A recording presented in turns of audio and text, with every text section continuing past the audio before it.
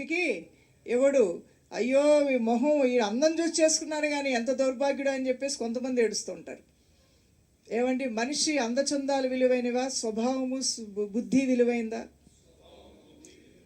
అందం ఎలాంటిదో తెలుసా? ఉదయం వికసించి సాయంత్రం వడబడిపోయే పుష్పం లాంటిది.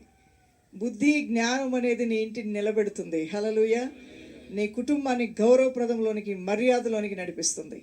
అందువలన ఆస్తులు చూసి అందచందాలను చూసి కాదు ఆ సంబంధాలు చేసుకోవాల్సింది. బుద్ధి చూడాలి.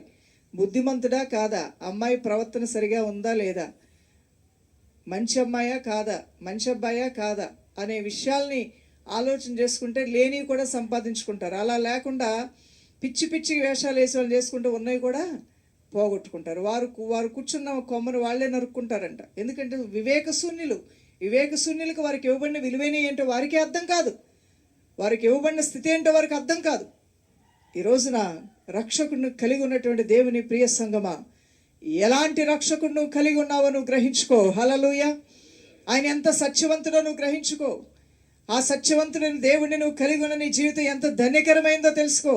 ఈ దేవుడే నీకు అద్వితీయమైన దేవుడిగా ఉన్నందుకు ఆయన ఘనపరచు, చప్పట్లు కొట్టు. హల్లెలూయా. ఇమ్మానుయేలుగా నీతో సదాకాలము ఉండటానికి వచ్చిన ఈ ప్రభు నిన్ను విడువని ఎడబాయిన దేవుడు. ఈ గొప్ప దేవుని యొక్క సన్నిధే నీకు ఆస్తి కన్నా గొప్పదంటాను నేను. మాకు వివాహం జరిగినప్పుడు నా ఆస్తి ఏంటో పాస్టర్ గారు చూడాల, పాస్టర్ గారు ఆస్తి ఏంటో నేను చూడలేదు. నేను చూసింది దైవభక్తి, వారు నాలో చూసింది కూడా దేవుని యొక్క భక్తినే. ప్రియులారా, అవును, భక్తి కలిగి మనం ముందుకు వెళ్తున్నప్పుడు ప్రభువే మన చేతుల్ని ఆశీర్వదించి దీవిస్తూ ఉంటాడు. అలా అని చెప్పేసి ఉండకూడదా, ఉండాలా, వెనక ముందు చూడకూడదంటే చాలా మంచిది. 7 తరాలు అవతల 7 తరాలు ఎవతల ఓ పెళ్ళికి ఇచ్చేటప్పుడు చూడాలంటారు.